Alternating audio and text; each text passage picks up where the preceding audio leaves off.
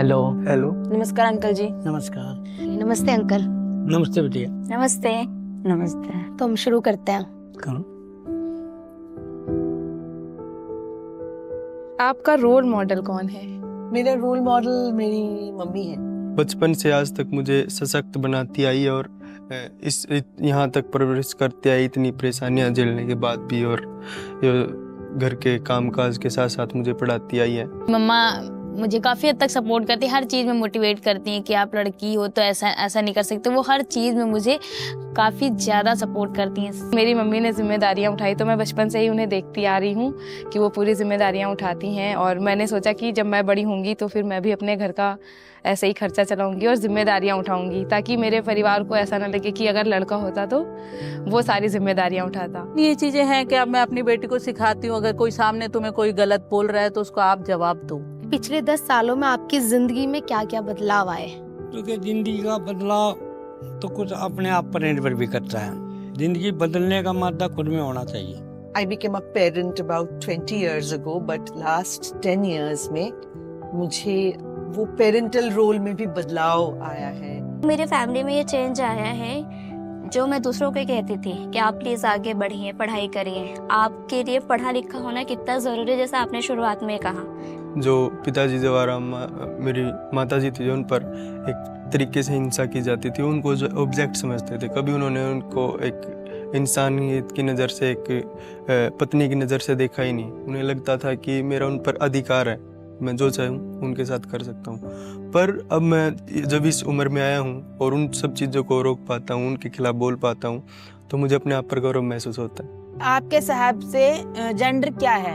अगर हम इसको छोटा सा समझना चाहें तो मेरे हिसाब से जेंडर है कि मेरी पहचान, कि मैं क्या हूँ, मैं कौन हूँ और मैं क्या चाहती हूँ। मेरे लिए जेंडर होता है आज़ादी, एक तरह की आज़ादी होती है। आपको पहली बार पता चला उसके बारे में कि आपका लड़का एक ट्रांसजेंडर होकर एक लड़की बन गया है, तो आपको क्या महसूस हुआ? तो बाहर के लोगों ने बताया था मेरे को, आपका लड़का ऐसा है ऐसा है। तो बाद में मुझे भी पता लगी कि हाँ ये ऐसा है। तो फिर हम उससे डपटाया, धमकाया, बोलो भाई ऐसा क्यों कर रहा है, इसमें क्या रखा है। लेकिन उसकी समझ में नहीं आई, उसकी फीलिंग वही थी। फिर हमने खूब कोशिश करी सुधारने की, लेकिन नहीं सुधरा। फिर हमने सोचा कि कहीं बाहर जाएगा इससे, तो फिर अपना घर ही सही है। हमने ही अपना लिया अपने पास।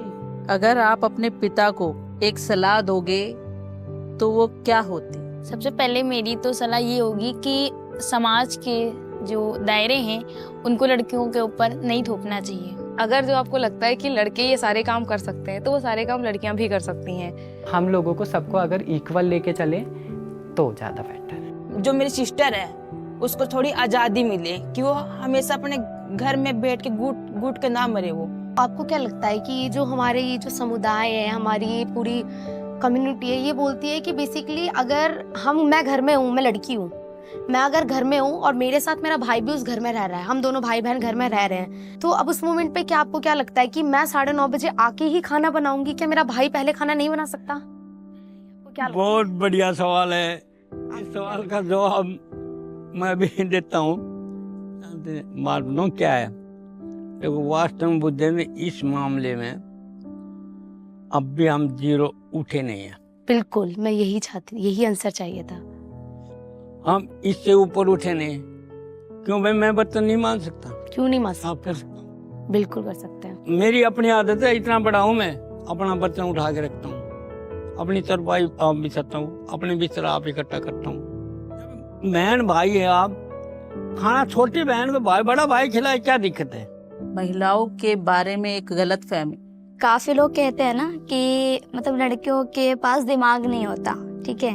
तो अगर मेरे पास अगर ये अपॉर्चुनिटी है तो मैं इस चीज़ को ही दूर करूँगी और करने की भी कोशिश कर रही हूँ। मैंने अपनी फैमिलीज में भी देखा है, आस पड़ोस में भी देखा है। समाज की सोच गलत है, ज्यादातर तो गलती सोचते हैं। अगर मान लो औरत ही घर तोड़ती तो औरत को ऐसा क्यों कहते हैं, औरत ही जोड़ती है। औरत है ना, जो एक औरत ही औरत की दुश्मन होती है, ये टैगलाइन बहुत चल रहा है, अभी भी बहुत चल रहा है, इंस्टाग्राम पे भी सारी जगह यही चलता है। लड़कियां ना कटाने के लिए नहीं, बल्कि आगे बढ़ने के लिए और आगे बढ़ाने के लिए। अगर आप सुपर हीरो होती तो आपकी सुपर पावर क्या होता? मेरी सुपर पावर मेरे लिए ये मायने रखती है कि जो लड़कियां दब दब के रह रही हैं ना, तो उनको खुली जिंदगी जीने का अवसर बहुत ही जल्दी मिल जाए। सबके घरों में जाकर जितनी भी लड़कियां अनपढ़ हैं या बीच में पढ़ाई छोड़ के बैठी हैं, तो मैं उनको सबको स्कूल में या कॉलेज में उनका दाखिला करवा के उनको पढ़ाई के लिए आगे बढ़ाते हैं। मेरा ये है कि मैं सुपर हीरो क्यों, मैं हीरोइन भी हो सकती हूँ, है ना। तो अगर मेरे पास सुपर पावर होती तो मैं लोगों की सोच, यही है मायने कि मैं स्पेशली पुरुषों की सोच, मैं नहीं कहती कि सारे पुरुष खराब हैं, उनकी सोच बदलती। जो इस समाज में एक असमानता का और अबराबरी का जो माहौल चल रहा है, मैं सबसे पहले उसे ख़त्म करता। मेरे पास वो पावर होती तो मैं सबको एक समान इक्वालिटी दे पाता। मतलब मेरा अनुमान कहता है आप तो सुपर मॉम हो, सुपर वुमेन हो और पावरफुल लेडी हो, और ये पावर आपका ऑलवेज टाइम बना रहे हैं। कि आज आप एक अच्छे लीडर हैं और अच्छे से सबसे बातचीत करते हैं, तो मैं ये चाहती हूँ कि ऐसे ही लीडर हमारे साथ और भी रहें, और जैसे आप आज लीडर हैं वैसे मैं भी आपकी तरह ही एक लीडर बनना चाहती हूँ। आपको देख करके ना मुझे ये लगा कि जिस उम्र में आप हैं आप बहुत आगे तक जाएंगे, आपका भी सपना पूरा होगा। तो प्लीज़ आप आगे बढ़िए, और भी महिलाएं हैं उनको आगे लेकर के आइए। गौरव, आप भी इस तरीके से ही बातचीत को बढ़ाते रहिए और लोगों के साथ साझा करते रहिए और समानता की बातें करते रहिए और ऐसे ही हंसते मुस्कुराते रहिए। बिल्कुल, आपसे मिलके बहुत अच्छा लगा। आपसे मिलके बहुत अच्छा लगा अंकल जी। Thank you.